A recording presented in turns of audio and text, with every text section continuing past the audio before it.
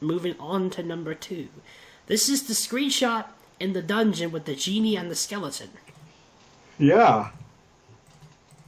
Ugh. So, you got it? Yep. This is Okay. further along. I can. Well, maybe not. Those Kind of. they're different portraits, but those don't look like the final portraits. No, they're in the game. They're finalized, but Are they? Are those? they I don't- are. Yeah, those are the ones that came out in the final release. It's been so long. I don't remember anymore. This is what I remember. Okay. So, first question. In this screenshot, the game looks a lot more polished and it looks like Might and Magic 6. But there are a few things that stand out as odd. One being the minimap. Based off its design, it looks like Goblin Watch a little, but the actual interior of the building looks nothing like it. Also, the direction the party is facing doesn't match the direction the arrow of the minimap is pointing, which is still being built at the time of the screenshot. No, no level was final until Mark ran out of the building with the CD. Yeah, got it! That's a crazy story. Him and somebody else. They ran over. They gave me the CD. They were like, "Here, just put this in. Make sure it works." Put it in, and it read, and the installer popped up. He's like, "Okay, give me." I gave him back. It was 5 o'clock. 5 o'clock the day after Easter. Oh my god. And he and somebody else, Pete, I think, my boss, ran out of the building, jumped in his car, and did 90 on the freeway to make it to FedEx on time to ship it to 3DO. Oh my god. Hope he didn't get a speeding ticket. Luckily, no, but he was driving on the shoulder. Yeah. Oh, Okay, so as we established, I think before, the mini map is probably fake. Oh, hang on. I tried to click on the Skype window, and it ended up clicking on the screenshot window. So it kind of resized it. There we go. Now continue. Okay, so the screenshot, I don't remember if this is Goblin Watch or not. Oh, this is, because the minimap is actually very, very... According to the minimap, it is Goblin Watch. As far as the level itself, I don't remember now. Yeah. If you would have asked 28-year-old me, I probably would have known. So yeah, the levels were still being built. What else are you talking about? Yeah, so we're the direction that's what tells me that either the screenshot, the level section is fake, or the minimap is fake. Because if the player was facing in that direction, the up arrow in the minimap would be facing a different direction. Okay. Or whatever. You know. Next question. Why is the skeleton so big? Was it actually in the game, or was it put there using photo editing for visual effect? Yeah, I'm pretty sure that was a Photoshop. I'm pretty sure all of this is a Photoshop. Okay, looks like it. This was a pre-release screenshot. It's a crapshoot whether or not the monsters for this level were actually in game or not. Mm-hmm. So most likely, we just took a screenshot of the level. I'm pointing at it on my screen. I have a second monitor over Okay. there. So we probably took a shot of the level, and then an artist went in and placed the skeleton and the genie and the fireball. Okay. Even the fireball looks different. Yeah. Okay, next question. The screenshot's UI has some of the spells in the game active, such as protection from cold, fire, and featherfall. Were their functions actually implemented in the game yet, or was it just the visuals that were added in at this point?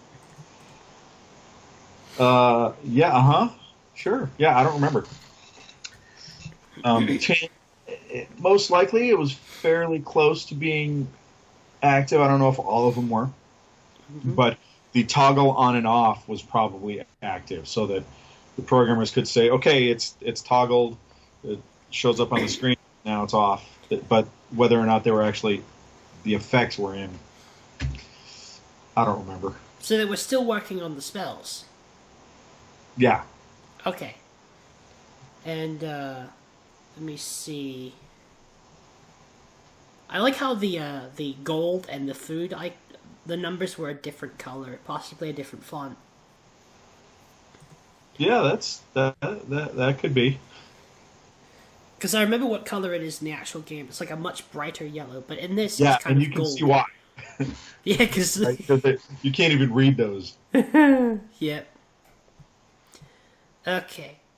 So the last question on the screenshot is, who are the two people in the hireling portraits, if by chance you know them? So hireling portraits. Uh, if you're asking if I know the actual people, the hireling portraits we bought. We bought a giant CD of thousands of just portraits of people, Okay. and those show up as the hirelings. They show up as a lot of some of the shopkeepers or people, like you go inside a building and there's a face that shows up. Mm-hmm. If they're not a main character or armorer or something like that, Yeah. those were purchased portraits. Okay. Which NPCs they are, you got me. There's no way to tell because the portraits are different from each, like, it's just randomly cycled.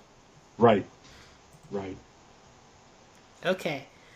Now we're moving on to the actual studio. Uh-huh. It's a category called studio. And the first question is, name 2 or 3 significant challenges the studio faced during the game's development. In terms of development cycles, Might and Magic 6 was fairly smooth, at least from my perspective. One challenge I faced as a level designer. I think I've talked about this before. We did at one point in the development, all of the levels were finished, so we didn't need all of the level designers working on fixing bugs or anything like that. So most of the level designers became testers. I became a part-time tester and part-time bug fixer. So if there was any level bugs, it was my responsibility to fix them. Okay. And so my coworkers, some who made these levels, were finding bugs in them, and they'd report the bug, and I'd fix the bug, and then I'd say, okay, I'd respond on the bug, and I'd say it's fixed. And then the next build would come out, and they'd say, Tim, this is not fixed. So, what do you mean it's not fixed? I fixed it. It's not fixed. I'm like, you're lying. You And I go lying over there, sack of "Show crap! me it's not fixed." And I'm like, what? I fixed it. Come here. Yeah. And I fixed it again. And he watched me fix it. And then the next build came around. It was broken again. It's like they put a line of code in there specifically for the bug. I was pulling my hair out. I had hair back then. I was They kind pulling of my hair, snuck one in there for you. trying to figure it out. So here's what happened. It turned out that we weren't using source control for the levels. I don't know, but we weren't using source control for the levels. What we were doing was we had two folders. Mm-hmm. One was the previous version folder, and then the other was the current release version folder.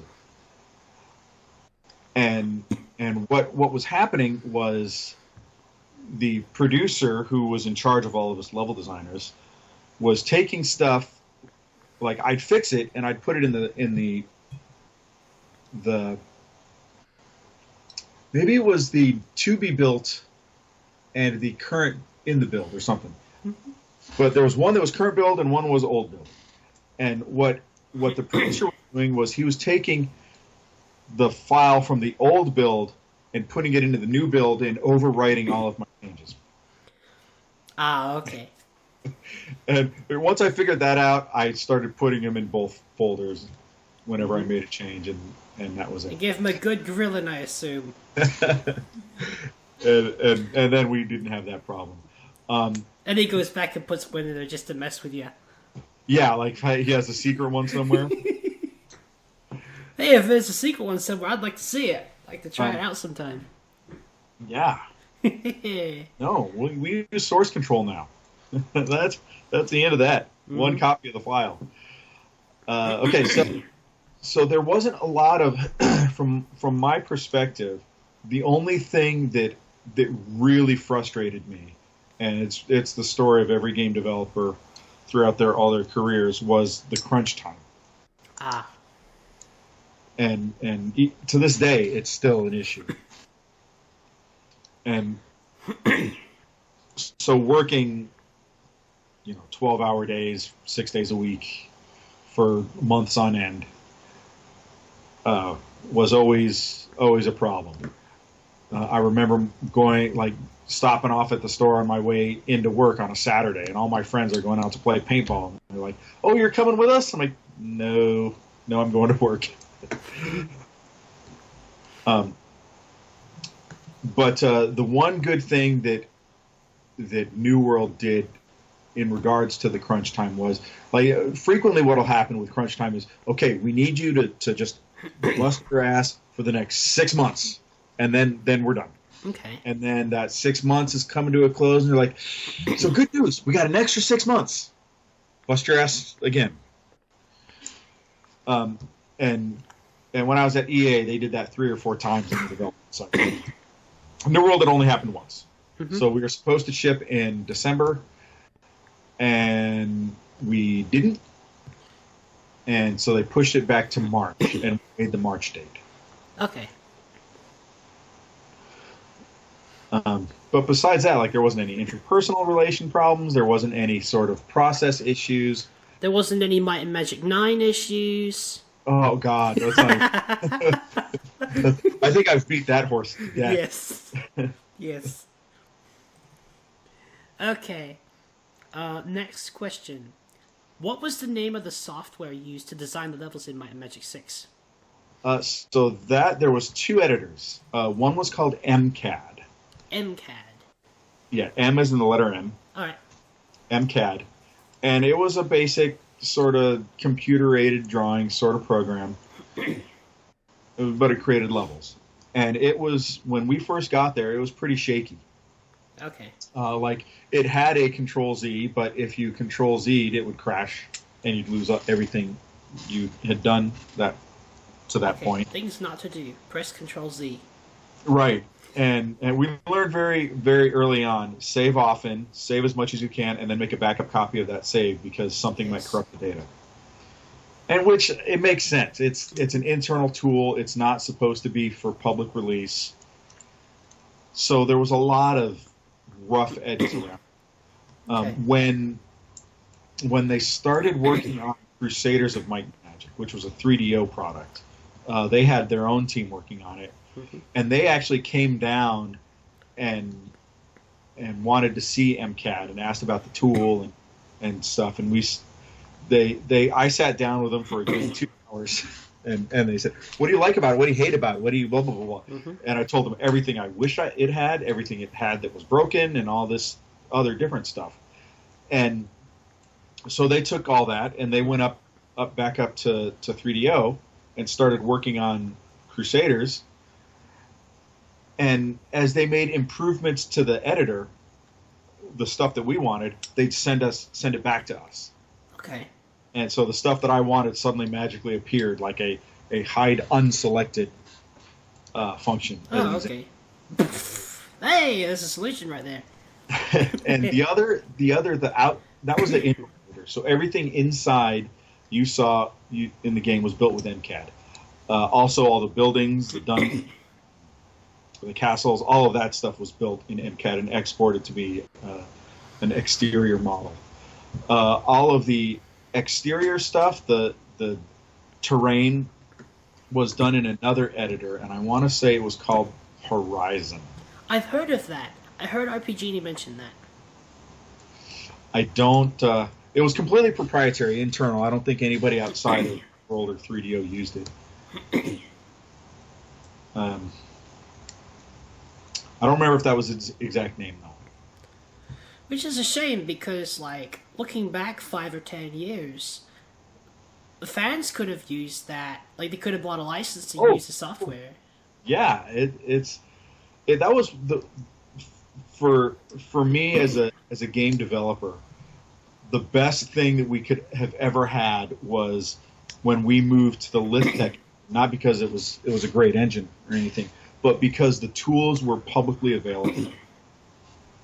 On Might and Magic 9 specifically, we specifically did not worry too much about encrypting or otherwise preventing access to the game files, with the express hope that, well, hey, if they're creative enough to get behind this mediocre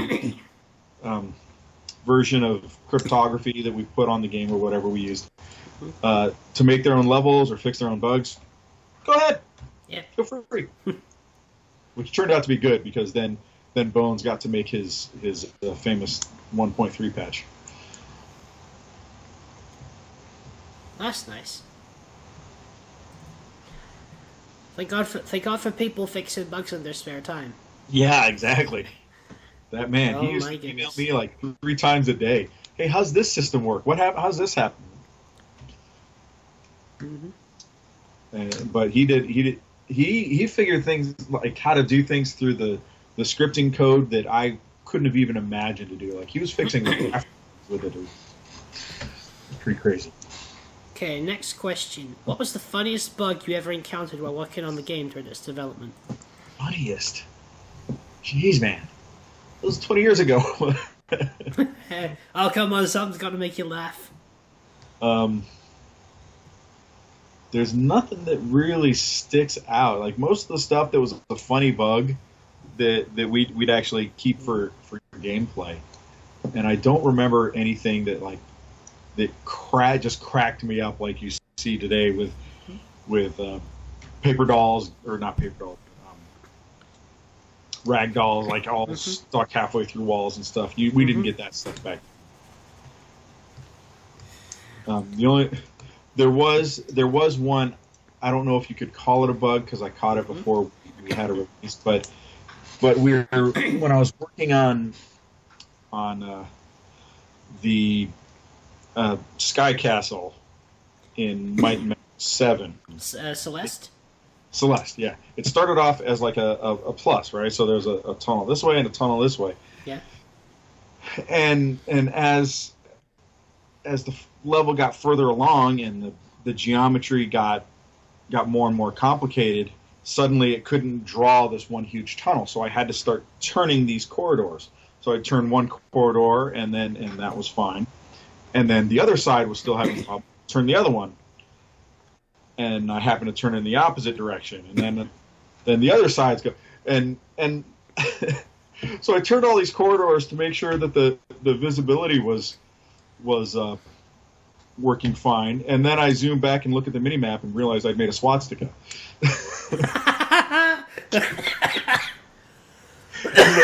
Oh, that's no good. That's just bad. Yeah. So it actually took me some thinking time to figure, well, how do I fix this without it, with it still working and not looking weird? And I think it ended up looking at like sort of a trident kind of thing. So there was like this one, and then there were like 3 straight corridors, and then I think that's how it ended up looking. I'm just glad it didn't look like 2 spheres with a big tube in the middle. Right. That would have caused a few ripples. So, yes. There was another bug that I always thought was pretty hilarious. Not working on Might and Magic 6, but it was on Wages of War, which was when I was still a tester. Somebody wrote up a bug about, there was the second mission, I think, was you had to rescue this girl. Yeah. And somebody wrote up a bug that said she was ugly. and we sent it was a third party, so we sent them the bug report, and the next time we got a build back from them, we had to go back and regress all the bugs and play all the missions again. And that mission was renamed Save the Ugly Girl. Oh man, I got a couple of bugs to tell you that were pretty funny. All right, let's have them. One of them is not related to Might and Magic 6, but it's worth mentioning here. It was another old school RPG. I can't remember what it was. It had dungeons in the name. Dungeon Keeper? Dungeon Master? I don't know, but you could play as this little you could play as this wolf-like creature, and that was one of the selectable classes. Anyway, got to this town, and a pack of goblins was chasing this peasant girl. And they managed to corner her, and they started attacking her. All of a sudden, she turns around, completely invincible. She literally bitch slaps the goblins to death. She was like, and she killed all the goblins. That's what we used to call that emergent behavior. It was something totally unforeseen. Like they wrote goblins attack humans. Then they wrote civilians run from goblins. They wrote if cornered, civilian fight. And maybe it was one of those games where they said, you know what, we don't want you killing civilians. Because we don't. Mostly, it's because if you kill a quest giver, then you've broke the game. And then so all of it came together at once, and so they turned around and got all the goblins. She was overwhelmed, so she was like, bitch mode activated. That's funny. I wish I had recorded that. That was hilarious. Okay, let me see. Next. Oh, the other bug I was going to mention. This was actually in Might and Magic 6.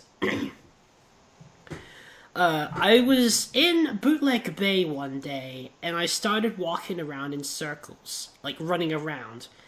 All of a sudden, my characters died. Just, like they took fall damage or something. I'm like, what? Uh-huh.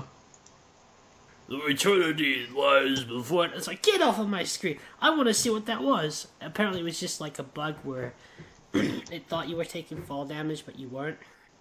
Oh, yeah. Yeah, that happened. Mm-hmm. Because most of the time, like, when you're making a game, you'll set is falling as a Boolean. And then sometimes the physics don't figure out where the ground is. So like, that Boolean will still be set that, yes, you're falling, even though you're not. Mm-hmm. And then suddenly you're like, what? Take damage. Oh, I'm just going to decide to die. Yep. Yep. That only happened once, but it was funny. Yeah, there was a lot of that when we had to go to all the nooks and crannies that we created. And, oh my god! And make sure that there's not like, because the way the outdoor engine worked, it started off as a flat plane, and then you'd use this like brush tool to raise the terrain up or lower it down, whatever. And if you weren't careful, sometimes there'd be like you'd have a plateau, and then there'd be this really it was like a black hole right in the middle. And so if you're walking, suddenly you fall down and boom, you're dead. And, or worse, you're not dead, you're stuck. Or you go through the floor like you did in Might and Magic 9. Yeah. Fortunately, that was not usually a problem with Might and Magic 6. I don't remember. That's never happened to me. I would have been very curious to see what that looked like. It would have been the Hall of Mirrors. Yeah. So that's probably what you would have seen. It would have been like all the screen would have drawn all these Hall of Mirror things, and then it would have just frozen because now you're falling, but that's what it drew. And I like how you can catapult yourself off the bridge of New Sorpigal. Whee! Good fun, especially when you don't have Featherfall. Oh yeah, that's a first instant death. Yes, instant death for only $9.99. Okay. Next question. In a conversation we had previously, you revealed that a lot of the shopkeepers and playable characters are actually real people in costumes. You also mentioned that you were at least one of them, including the guy that runs the armorsmith near the top section of Castle Iron Fist. What was it like dressing up in medieval costumes for a video game? That was fun. I bet it was. I wish all game companies did stuff like that. Like it was real popular in the 90s. Oh, I bet it was. I know that Wing Commander especially used employees for their random pilot images. Yeah, I've talked about this a few times, where they sent out a thing like, hey, if you've got Renaissance fair garb, bring it to work. And I just happened to have chainmail, and I said, you know what, I'm going to bring that. Mm-hmm. And they just the funny part was that I had forgotten to bring my shoes. And so all I had were tennis shoes or something. And they said, "Oh, that ruins everything." And I said, "Well, you know what? Just wear your socks." And so I wore my socks. They were regular, like gym socks. Mm-hmm. And they photoshopped my shoes. And it looks if you go back and look at the character today, it looks like one of my socks is like half off, like the front is like all flappy. Oh man. But yeah, that would. I love how I love how with neural computing at that time there was so many like low key self inserts. I think that would have been a really really fun thing. That the working for the company was great. It was like working with all your friends. You know? Eventually, all these people became my friends, and you know, we'd go to each other's weddings and go out and go to have Christmas parties together, like outside of work, not like the work Christmas party, and stuff like that. And you know, they're still my good friends today. I don't see really any much anymore, but we still talk shit to each other on Facebook. Yeah. Do you still talk shit about each other on Facebook? Oh, of course. It's for the sport. In fact, when I post this video on Facebook, there's probably going to be some smack talking about it. Oh, man. Just like old times. Just like old times. All right. Last question on this category. What is the name of the engine that Might and Magic 6 runs on? So, I don't think we ever actually gave it a name. I mean, besides Horizon engine was what we called the outdoor engine. I don't know. You'd have to ask Bob. I think Bob actually did have a name for it, but okay. But I don't. You should remember. Get me in touch with him. I could ask him that question. I don't even think I'm in touch with him. Really? Maybe. Yeah. I probably could find him on Facebook or LinkedIn. Yeah, or LinkedIn. Mm-hmm. It's probably the better way to do it. Okay, now, we're coming close to the end here. There's like about 15 or so questions left. Yeah, they're numbered. Mm-hmm. They're not. They should have been numbered. Okay, this is called Developers' Thoughts. Uh-huh. Now, the first question is, there's a lot of gamer sentiment going around that games made before a certain time or decade were better in terms of both craftsmanship and developer spirit, and I have a theory as to why that is. My theory is that games were a lot harder to make in the 90s than they are today. Given that the internet was still in its early stages, things such as talent and resources had to be drawn from local sources, and you had to work with what the publisher granted you in terms of funding. Would you agree with that? There's a lot there. So my first thought is that there's the nostalgia factor, and this happens in pretty much any art, whether it's music or video games or movies, or you know, it's the old, they don't make them like they used to. Mm-hmm. And you see that, like, a good example is Star Wars, where the original trilogy everybody puts up on this huge pedestal, and then the prequels came out and everybody was like, because they didn't measure up. And in reality, what was happening was they were looking at these childhood memories through adult eyes, and so they didn't match up anymore. So they didn't seem as great because the original trilogy, which is, you know, they're not as great movies as everybody thinks they are, because most of us who saw them as children, and these space movies that activated the imagination, and the prequels didn't do that in the same way the original trilogy. So there's always that thing, and in every generation that you go to, It's kind of the same thing. It's Yeah. the stuff that I grew up with was better than the stuff you grew up with. Yeah. Um, It's almost as if the games and then, themselves didn't change. We did. yeah, and it's like you could say the stuff that I grew up, the games that I grew up with that I thought were great. You look back on it and say, oh, that's just primitive crap. You know, that's one box. Get on my level, bro. One box throwing another box at a second box. Yeah. So there's that bit about it. And in terms of the games being harder to make, yeah, I think that's definitely true. And it's not harder because there's more of a challenge or anything like that, but there was a huge barrier to entry. Things like Unity didn't exist back then. Things like the Corgi game engine or even Crytek or any of that Or didn't Blender. exist then.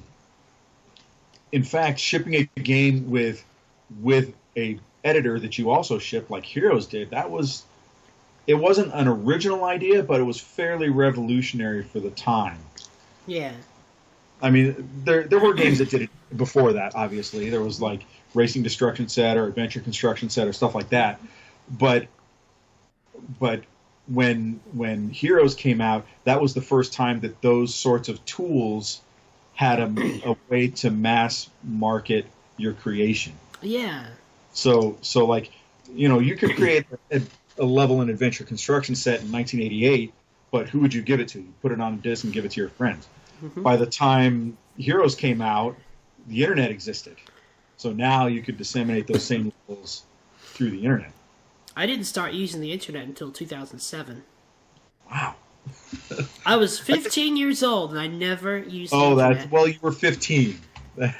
my first internet experience was I was probably in my 20s. I had a 28.8 modem, and I was typing out to my friend just text. He called me. But then, you know, your other part about this, about the talent having to be drawn from local sources, publishers granting your funding and stuff, that definitely is true. And it's also, it's still true today in some respects. Yeah. It's just that the difference is with today, you have more options as to where you can get your funding from. Yeah. There's definitely there's Kickstarter and things like that, which are great as long as you've got a high enough profile to support it. Yeah. So like a guy like Brian Fargo can say, hey, I want to kickstart Wasteland 2 and make $3 million in 4 hours. If I were to Kickstarter something and say I want to make not necessarily another Might and Magic, but if I want to make my own RPG, I'd maybe $500. You know, so there's a bit of that issue. So there's a little bit of celebrity barrier to that as well. Yeah.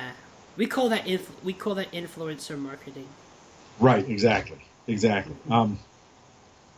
But there also is, you know, with the advent of people being able to work from home more and work remotely and things like that, the talent pool is bigger, and that benefits the indie game market, I think, more than the actual AAA market. Yeah. They want people on site and they'll fly people out and stuff like that. But indie market, you can't do that. No.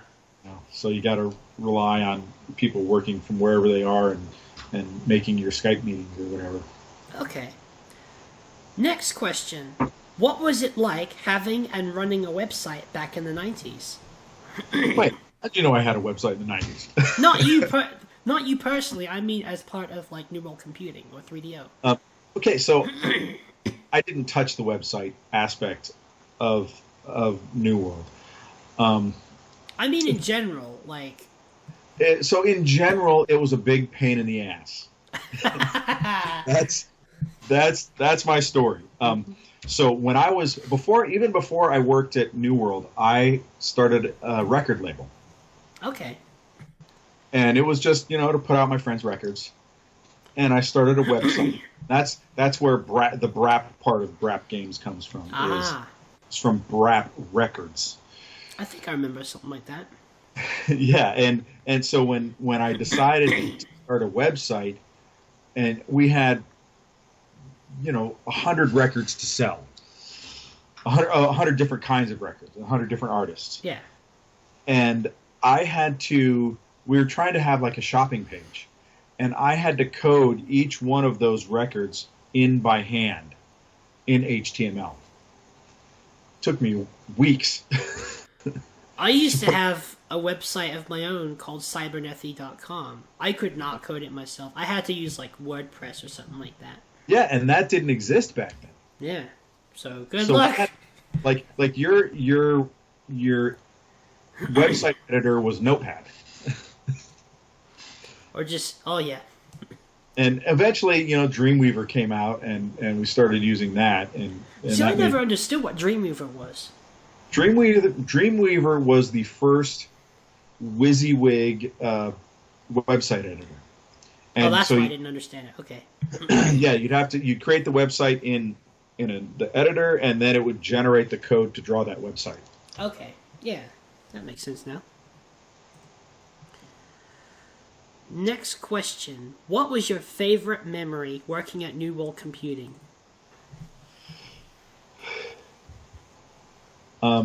New World was I can't pick one favorite memory. Pick one favorite. Pick one memory that you really, really enjoyed. One thing I remember the most, particularly about this time of working on Might and Magic 6, me and all of the other level designers, we worked in this big room. And all day long we'd sit there and we'd work on levels, we'd play music, and we'd shoot the shit with each other, we'd make fun of each other, we'd get on Yahoo Instant Messenger and make fun of other people in front of them. As you do. And in fact, there was this one guy, and this wasn't necessarily Might and Magic 6. His name was Eric, and he was a little bit nerdy, and I kind of feel bad about it now, but I made fun of him, and not in like a bullying, I'm going to fight like you a teasing, but I tease him, and sometimes I'd get a little bit vicious with the teasing, and one particular time, I started just asking him weird questions, like, what's the color of your underwear? No, not that, but weird like that. Like, okay. Eric, do you like me? If you were a girl, Eric, would you date me? Stuff like that. Oh, okay, yeah. And trolling, basically. We call that trolling. Exactly. I was trolling Eric, and I think I said, "Do you like me, Eric?" And he abruptly got up from his desk, and it must have been a rainy day because he was wearing he had this motorcycle suit that he wore in the rain because he rode his bike to work. And he came over in this big like space suit. Yeah. And I kind of thought he was going to punch me. And so I and he gives me this big hug. He goes, "I love you, Tim." And I'm like, so he caught on to it. Okay, you win. Yeah. He trolled me right back and won.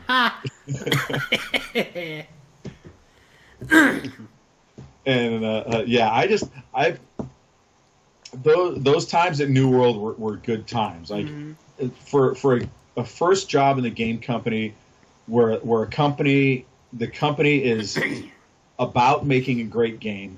The management stopped the bullshit from rolling downhill. So if it came from 3DO, they were like Atlas, holding up 3DO. So the workers, like the people who actually did the grunt work, they were safe from all that. They didn't have to worry about the problems of the upper management. Yeah, exactly. And that's good leadership right there. They kept that from us, and they kept us free to make a great game. Yeah. And sure, they rode us hard sometimes, but they, like Mark, the general manager, he was a great motivational speaker, and like he'd come in and give this, hey, we need to work hard, we need to do this, and even though like he'd start say, hey, what are you guys doing this weekend? We're like, oh God. And Work. you get pissed, like, you're taking my life away. But then he'd launch into, we have this opportunity, this great game, blah, blah, blah, blah. And by the time he was done, you're like, yeah, let's do it. Yeah, let's do it, boss. And so I miss that. I miss that a lot, actually. You know what? This also goes back to one of the previous questions as to, like, my theory as to why games from the past seem to be better than the ones we have today. The developer morale was higher because of moments like that. In online studios, you don't really get that. In the same way that a physical studio would give. It was definitely true for New World. That's I can't say for any of the other companies out there. Yeah. Who were going on at that time. But it was definitely true for New World. Mm-hmm. And that kind of, like, I think you can feel the enthusiasm of the dev team through the actual gameplay itself. Yeah, I agree with that. I mean, you can't fake it. If people knew, people can tell when you did not enjoy working on the game. It shows up in the gameplay. Yeah. Usually in the form of bugs. Uh-huh. Alright, next question. If you rubbed a magic lamp and the 3DO genie popped out to grant you one wish or to do one thing over again, what would you choose? I think anybody who knows me can guess this, and that would be the amount of time to finish Might and Magic 9 the way it was supposed to be done. Mm-hmm. That's pretty much, if I only had the one wish, that would be it. If I had two, also get paid really well while doing it. Yep. And maybe 3DO not running New World into the ground. Yeah. And maybe John Van Canegum buying back the rights to the Might Magic franchise. I know he'd be excited to do that. He did say he wanted to do that in a separate interview. In fact, speaking of which, I'm going to see, after this interview is done, I'm going to see if I can hit him up. He and I already connect on LinkedIn. I might ask him if he could, after this video is up and running, maybe get him to do an interview as well. Yeah. I know he did one for Matt Chat. He did that right before I did mine. And it would be like ours, but instead of Might and Magic 6, it would be questions specifically about Heroes of Might and Magic 2. Heroes 2. Mm-hmm. Yeah. Because that's actually the very first game I ever played in my life. Wow. So I grew up with some amazing music. That Heroes 2, the expansion music was my favorite. My favorite was the original soundtrack. You can't beat that German opera singing. A lot of the music from Might and Magic 6 is actually orchestrations of classical music, like Mozart. Oh, yeah. Or damn it! Something popped up on my screen. There we go. I don't remember now. I'd have to listen to the whole soundtrack again. No, I'm aware of this because I definitely know one of them. It was the music that plays in the Temple of Ba, where it's like funeral music almost. Quite fitting as well. A lot of undead in there. I don't remember which one. But yeah, I could tell. That is like a that is a Paul Romero kind of thing to do. Yeah, and Paul, he's like a legitimate composer, probably one of the most talented musicians I know. Oh yeah. Which I know a lot of talented musicians, so that's something. His life as a composer was the life as a composer that I wanted when I was in college. It's amazing how, like, he will post updates of his work on projects he is working on, like Heroes of Might and Magic 6, for example. Yeah, which is great. That's how you got to do it these days. And just seeing the comment section, and the fact he's so open to talk to people. Yeah. Just saying hi on Twitter or something like that.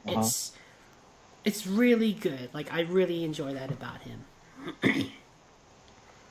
My favorite song from any of the games was the Sorceress theme from Heroes 2. Interesting. It's just... I feel like it's what defines the entire franchise in terms of what its music could be. Because it has the German opera singer in it. It's just done so well. The musical notes, it's just enchanting. And it's... In Heroes of Might and Magic 2, it's like... It had the cute and innocent charm from Heroes of Might and Magic 1, but it came of age, and it took a kind of like a manly kind of undertone. It's like, we're ready.